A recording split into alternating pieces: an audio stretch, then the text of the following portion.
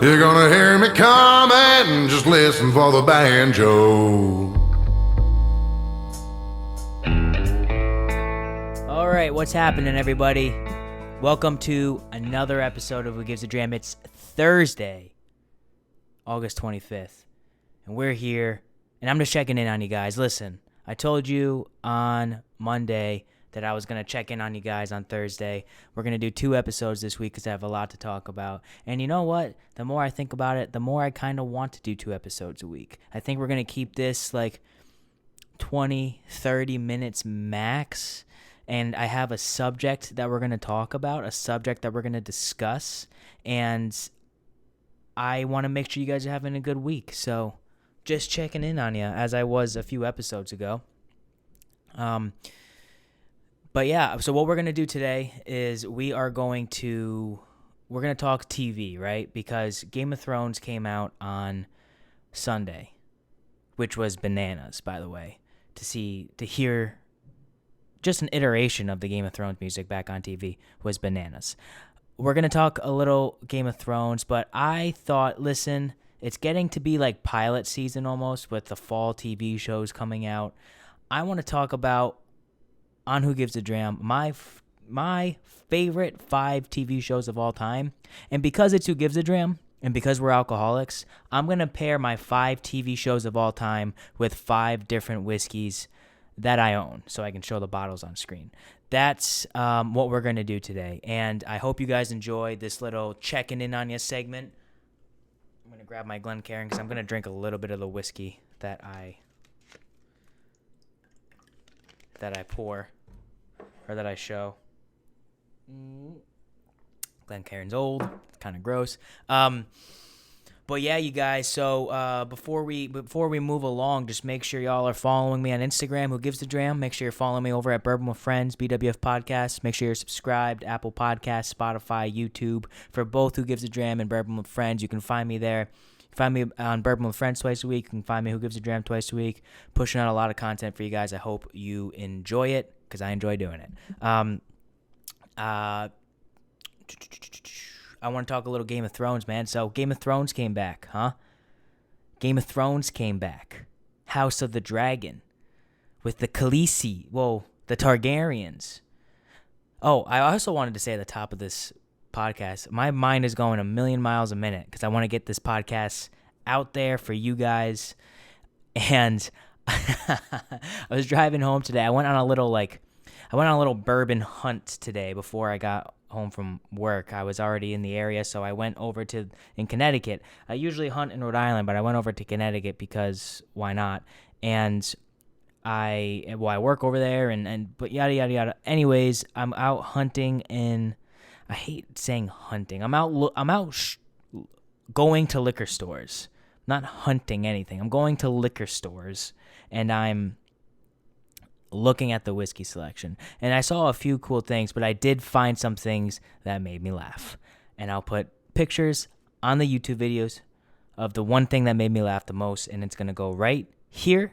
And that was Jack Daniel's 10 year for $250. If you're selling Jack Daniel's 10 year for $250 on the shelf,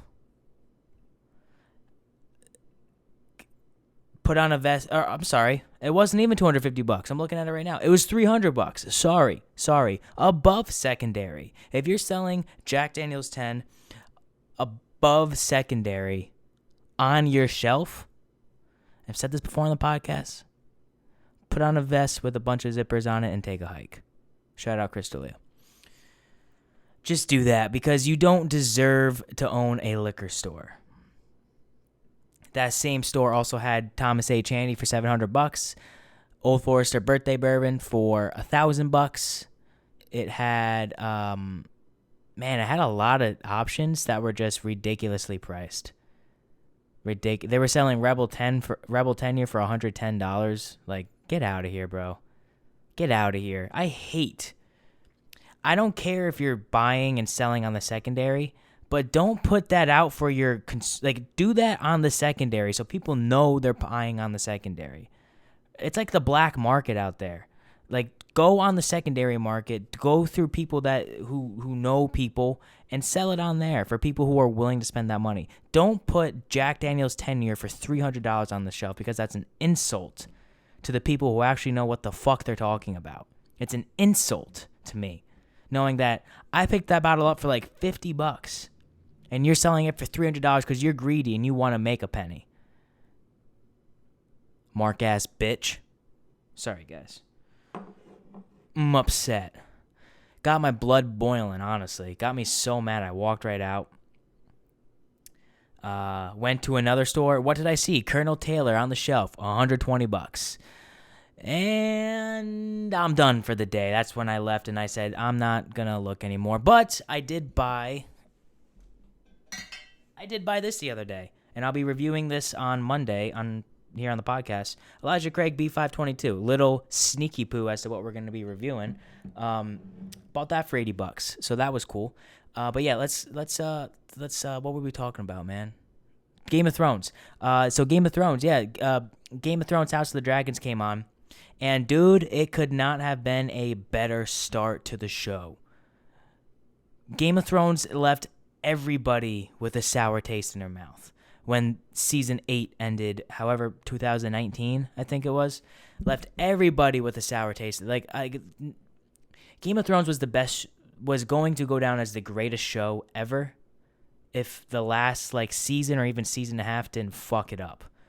It was going to go down as the number one show of all time, better than Breaking Bad, better than The Sopranos, better than The Wire, better than Grey's Anatomy, better than all of them. I'm kidding with Grey's Anatomy, by the way. But then they royally screwed it up by doing everything wrong and putting Bran on the Iron Throne. Worst decision of all time. And by having, what's-her-name, Stark, kill the Night King. Worst decision of all time. You painted a pretty obvious picture that Jon Snow should have killed the Night King, and you didn't do it. So no wonder why people were a little upset when the show ended the way it ended. Now, that coming into House of the Dragon, I wasn't sure how the writers and how people were going to kind of shape the show based on prior reactions to the ending of Game of Thrones. But dude, they knocked it out of the park a million times over. Great start to the show. Now, do I know any of the characters' names? Nope. Do I kind of understand the setting and what's happening? Yeah. I know that they're all Targaryens because they all have blonde hair and they say Targaryen a lot. I don't know. I know we're in King's Landing, but I don't know anybody's name. The Starks were mentioned quickly. There are a few families that were mentioned towards the end of the episode that sounded familiar from Game of Thrones. I remember strictly the Starks. I forgot who it was. It definitely wasn't Tony Stark, but it really couldn't have been. And you know what? There was one sex scene, which is fine, because Game of Thrones really shows sex scenes a lot. And when they show sex scenes, it's basically like it is like above softcore, below Pornhub, like in that little middle range, because you do see wiener. And I'm just going to say I don't want to see wiener. I really don't. I really don't want to see wiener. And, I'm sure there's plenty of people that don't mind it, don't care for it. But when you're watching it with your dad and they're just a floppy wiener, you don't want to watch that, dude. So now I got to watch the show by myself. Even if I'm watching with my brother, I'm like, ugh. It's a floppy wiener on the screen. And Kale's right here. My brother's right here. Gross. So, shout out to Game of Thrones. No floppy wieners in episode 1. This should be the name of this episode. No floppy wieners.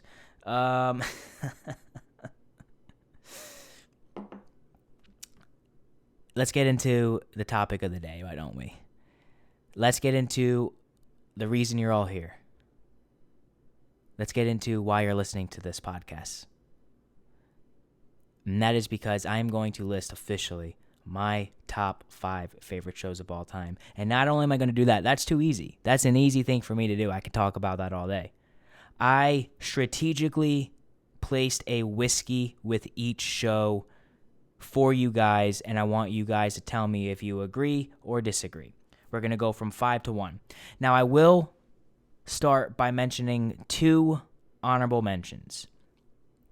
When I was crafting my list, I had to take out the stigma of what is the best show of all time versus, what is my favorite shows of all time. Because there is a difference. You will see on this list of my 5 favorite shows of all time and what I think are the best shows of all time. There are shows on here which clearly should not be on in consideration for like the most well-crafted, critically acclaimed shows, but they're my top 5 favorite shows. And I think they're the best shows out there. They're my favorites. I love them. We're going to start with a few honorable mentions, and these are really going to set the tone for how this list is going to be. Because my 2 honorable mentions are Game of Thrones and Breaking Bad. 2 of the consensus top shows of all time, especially Breaking Bad. Those are my honorable mentions. I'm not pairing a whiskey with them, but that is those 2 shows, right? Great shows. Game of Thrones ended. The ending really did a number on me. I really didn't like it, and it really affected how I thought of it. That coupled with I've watched shows since then that have just been better to me. Breaking Bad I watched when I was in high school, and I haven't rewatched it. Now, this opinion might change on a rewatch, but from what I can remember, definitely I can see why it's considered by some to be the greatest show of all time. It just, at the time I watched it, at the ripe age of probably 16 or 15 or 17 years old, I can't absorb all of that. So I probably have to rewatch it. I saw a cool note to Bryan Cranston from Anthony Hopkins saying that his performance as Walter White in Breaking Bad was one of, if not the best acting performances that Anthony Hopkins had ever seen. Now, talk about high praise. That's the most high praise. So, Breaking Bad definitely has a spot in the annals of history when it comes to television. But when it comes to your boy Connor, when it comes to me, I got 5 shows. And we're going to start with number 5, all right? Number 5 is a show that is probably the most surprising on the list, but I watched it earlier this year. I drunkenly chose to start watching on a random weekday night, and I fell in love with the main character. I fell in love with the overarching story. This is a show where it kind of goes into a different scenario every episode, but it all ties together in the end. And especially at the end, towards the later seasons, I don't remember how many seasons there are. Towards the later seasons, there was kind of less of the side quests and just kind of more of everything coming together as one. But the main character is one of the best casting choices I can remember. I love the tone of serious yet funny, playboy, sleek, sexy, with an undertone of a more serious aspect, a religious aspect. That might give it away right there. But my 5th favorite show of all time, my number 5, is the show Lucifer, starring Tom Ellis as Lucifer Morningstar. And if you haven't seen the show, it's on Netflix. I want to say there's like 6 or 7 seasons, maybe 8 seasons, but there are long seasons. Like season 3 is like 25 episodes, and they're about 45 minutes each. So like not overly short. It took me a long time to watch this and finish this show. The overall character development of Lucifer in it, along with like his brother. So I'm not a religious guy, so I didn't really know what was happening in terms of the Bible stuff, but like I don't want to give things away, but his brother Amenadiel is in it, who is God's first son or first angel or something like that. I don't know. I don't think it's a spoiler to say that their mom is in it and their dad is in it. God. Someone plays God. I won't say who. I will say who plays God. It's the guy who voices the Allstate commercials.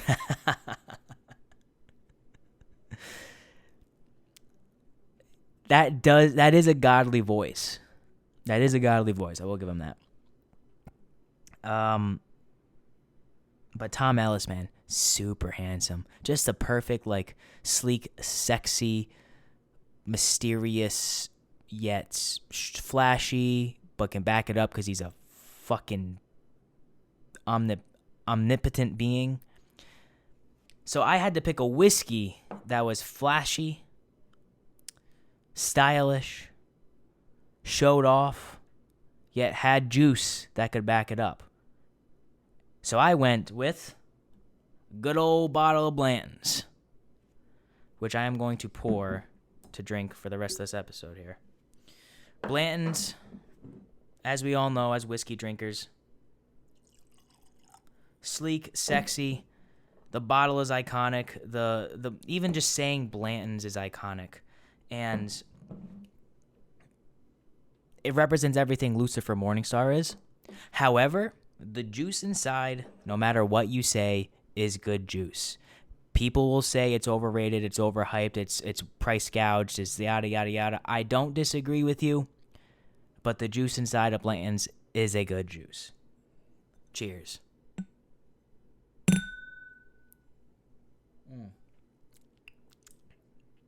Nice and light. A little bit of spice on there, but overarching tones of vanilla. We reviewed this on the podcast before, episode 4 or 6 or something like that. It's been reviewed, so go check it out. It's one of my first reviews that I've done. I rarely drink this bottle, just because it's not like... I like to have Blanton's on hand, but I have so much more whiskey that I'd rather drink on a regular basis. And believe it or not, this is still kind of hard to find, so... and for those wondering, this is an N in terms of this topper. But that's what we're going with number 5, Lucifer being paired with Blanton's. I think that's an appropriate pairing. Number 4 was probably the toughest one, both where I was ranking it and the whiskey to pair with it. As you guys, this is going to give it away automatically, but as you guys know, I'm a huge nerd. I follow Marvel and DC like it's nothing. I am on all the Twitter pages, the Instagram pages. It floods my algorithms. Marvel news, DC news, keeping on top with comic book storylines and rumors and yada, yada, yada. I've reviewed Marvel stuff on my TikTok, which has gotten good views. Man, I remember when the first Avengers came out in 2013 and how many times I watched that goddamn movie. And I did shit on She-Hulk last episode 91 with, where we reviewed 1792 Foolproof. So go check that out. I did shit on She-Hulk. She-Hulk comes out tonight at 3 a.m. Eastern Standard Time. Am I staying up to watch it? Absolutely not. But that's who I am. I'm a nerd. I grew up with comic books. I love comic books. I have right here in my studio, if I could twist you guys, I would. I have the an Alex Ross original painting of Crisis on Infinite Earths, which is essentially a DC multiverse storyline, and it's an iconic painting, and it's been in my family for a long time, and thankfully I have it up in my studio, and I look at it all the time when I'm recording my podcast. There's so many little details in there that are just... You gotta get in close to see what Alex Ross. It's one of the coolest paintings I've ever seen. So I'm a nerd, and I'm the first to admit that. But there is always a side of superheroes that you never see, and that's what if they turned bad. My number 4 show of all time, favorite show of all time, is The Boys. Now I reviewed The Boys on TikTok. And I think I've said this on the podcast before, I truly think Anthony Starr playing Homelander is not only one of the best comic book villains, not only one of the best television villains, but just one of the best villain performances of all time. Look at them. You need to look at how Anthony Stark acts behind the eyes. You know what I'm saying? We're getting into some some deep shit right here. Look at the way he moves his face. Look at the way he remains. He keeps eye contact with someone that he's talking to. Look at the way he walks away. Look at the way his mouth moves. Like, this man's acting is some of the best acting I've ever seen. Now, listen, Carl Urban as Billy Butcher, Jack Quaid as Huey, Starlight, Queen Maeve, Black Noir. Like, the show is filled with so many different storylines that come together perfectly. It, for my money, might be the best show on TV right now. And actually, compared to my list, it is the best show that is currently airing on TV right now. Right this second. The Boys is the best show on TV. There's going to be Better Call Saul fans that say otherwise. There's going to be what other TV shows are there? There's going to be people that disagree with me, and I don't blame you. Listen, this is all opinion. But for what I prefer in my TV shows, The Boys hits every aspect. Now, when I think The Boys, I think Homelander. Homelander is the most powerful man in the world. He is a force of nature. He is a brute. He is everything that Superman is. Not as powerful, obviously, but with an ego that needs to be checked. He needs people to love him. Now, I'm not saying this whiskey needs people to love him or her, but it's a whiskey that brings that bravado, that brings that stigma of, I'm the big boy on the block. I am here to fuck shit up, and I'm here to fuck you up. And it's also one of the best whiskeys that I own and one of my favorite whiskeys on the planet, along with The Boys. My whiskey to pair with The Boys is going to be Stag Jr.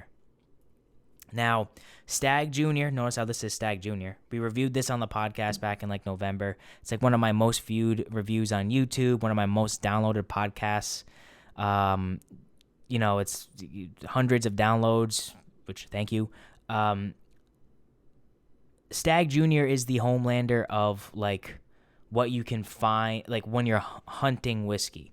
It's a whiskey that brings everything. It's a whiskey that encompasses everything you want whiskey to be into one.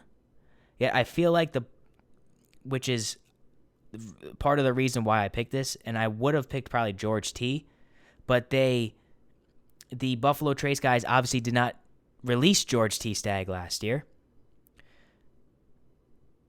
And I'm not saying that has anything to do with ego, but it might. It might have something to do with ego. So they got their big boy on the block, and they need to get their ego checked, just like Homelander. So that's why I'm picking Stag Jr. to pair with The Boys. These might be stretching in terms of pairs, but I did this pretty quickly. So, all right, we'll try to wrap this up in about 8 minutes. My third favorite show of all time. This is a show that, again, we're staying with the superhero theme. Might be a dead giveaway, but I love the street level superheroes, right? Superheroes that aren't Superman, that aren't Iron Man or the Hulk or the Guardians of the Galaxy, or Aliens or something like that. People that are doing it on the street. Spider-Man, the friendly neighborhood Spider-Man. You know what I'm saying? People that are doing it on the street. Not doing it on the street. I'm doing it on the street, if you know what I'm saying. But people, the superheroes that are doing the kind of the day-to-day crime stuff. And I'm more of a dark-toned TV and movie guy. I like a serious show with funny aspects, but a serious show that is plot-driven, that is performance-driven. The script can even be a little wacky. As long as the plot and the performances are on point, I am in. This script just happens to be perfect. It is everything that I look for in a TV show in terms of putting dark tones into what is usually kind of like a funnier character in the comic books, and just putting out a masterpiece of a show. My third favorite show of all time, Daredevil, Netflix Daredevil, which is now Disney Plus. They are rebooting Daredevil in an 18-episode series, Daredevil, I forgot what it's called, that's going to be coming out next year. I don't know how I feel about a Disney Daredevil. I guess we'll see little bits and pieces in She-Hulk when Daredevil makes his appearance in She-Hulk, which is confirmed. If it has anything to do with the first court scene that we see in She-Hulk episode 1, then it's going to be the worst Daredevil of all time. Worse than Ben Affleck's. But thinking of a whiskey with Daredevil, I was like, all right, what am I going to pick here? What the hell am I going to pick? I need something like Daredevil. Daredevil is blind, but his other senses are enhanced. So I want to go with a whiskey that might not look the prettiest, but it really, really encompasses all of the other senses. Now, I wanted to pick Mellow Corn for this, but I thought it would be A, too on the nose, and B, there was a whiskey that is better, that doesn't look just as ugly, but it just looks like something that's cheap and that wouldn't be good. I also wanted to pick Evan Williams Bottled in Bond, but I don't think I have a bottle right now. So what I picked, and I think it's the most appropriate decision, to pair with Daredevil as a whiskey that, from the outside, it looks bad because Daredevil can't see, so looks don't matter.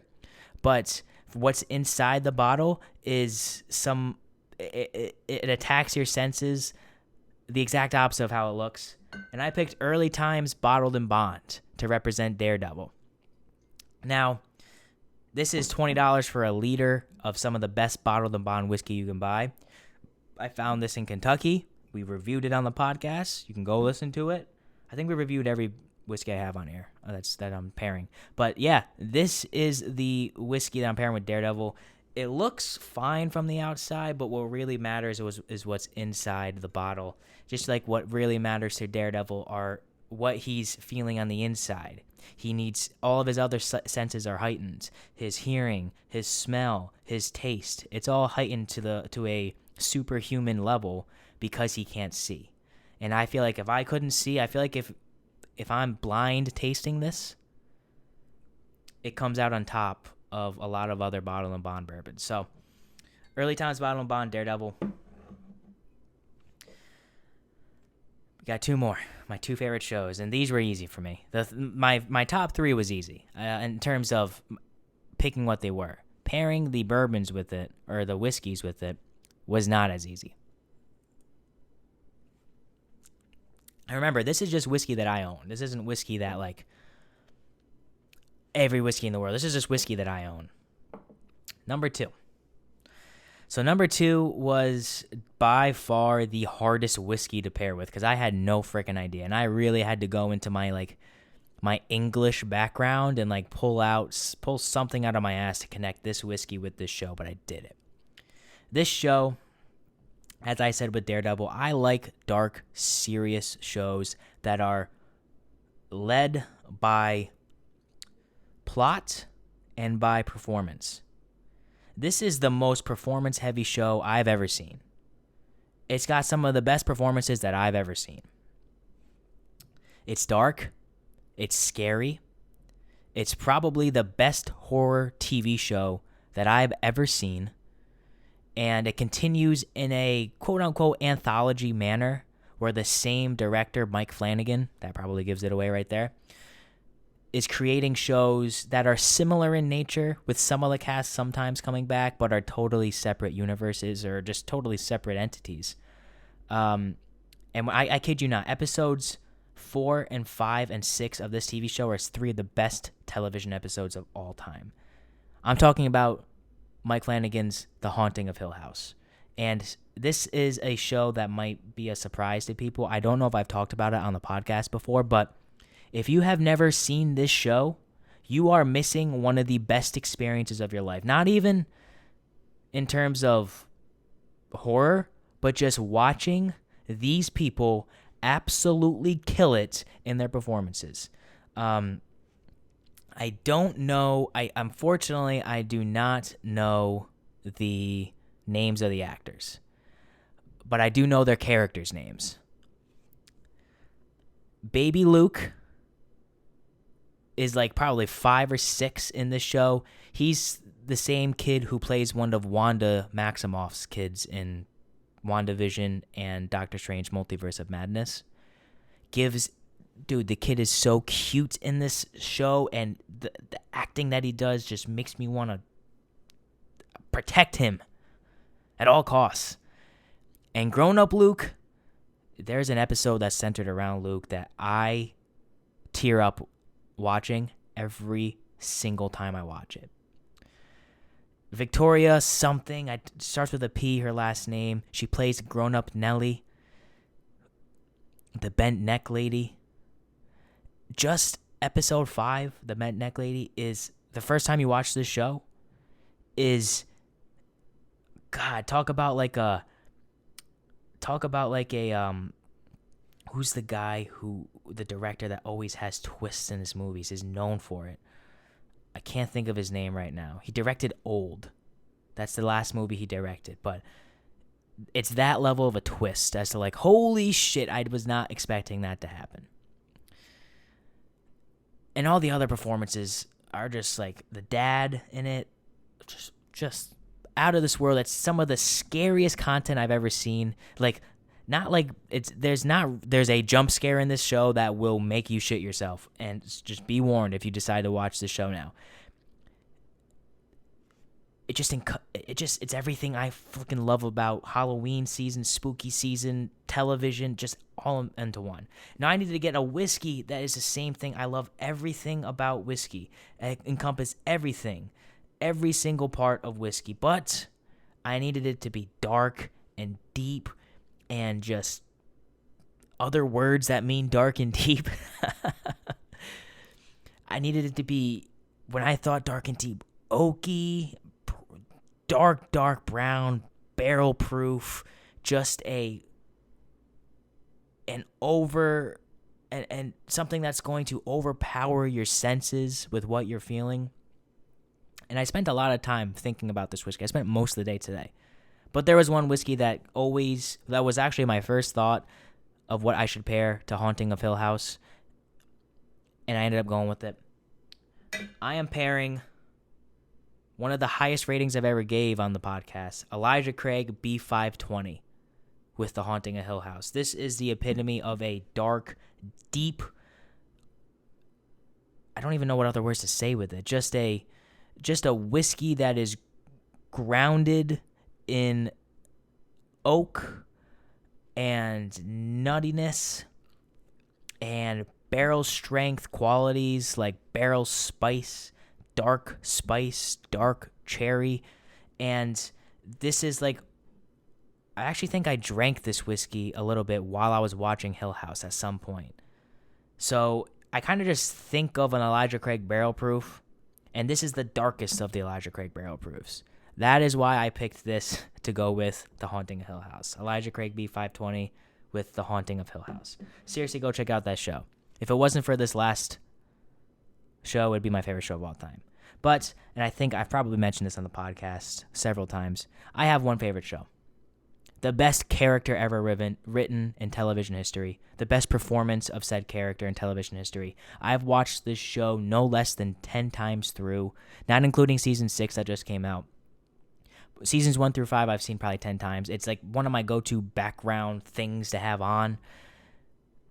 Tommy Shelby is the greatest character in the history of television. Cillian Murphy gives the best performance of the best character in the history of television.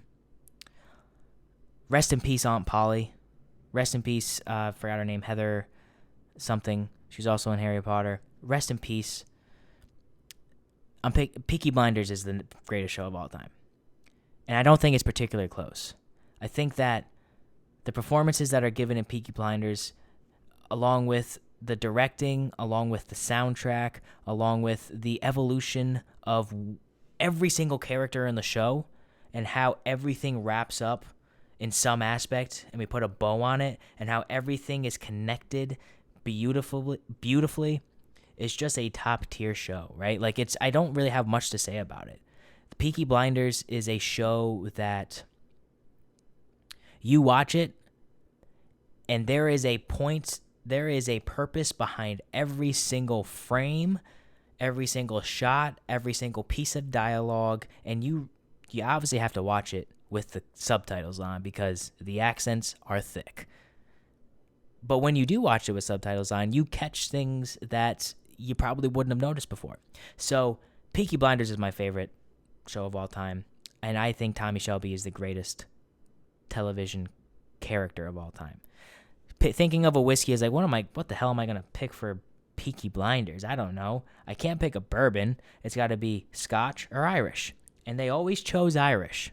They always chose Irish on the show. So I went with the only offering that I have that is the oldest Irish distillery and what I would assume would be in their glass sometimes.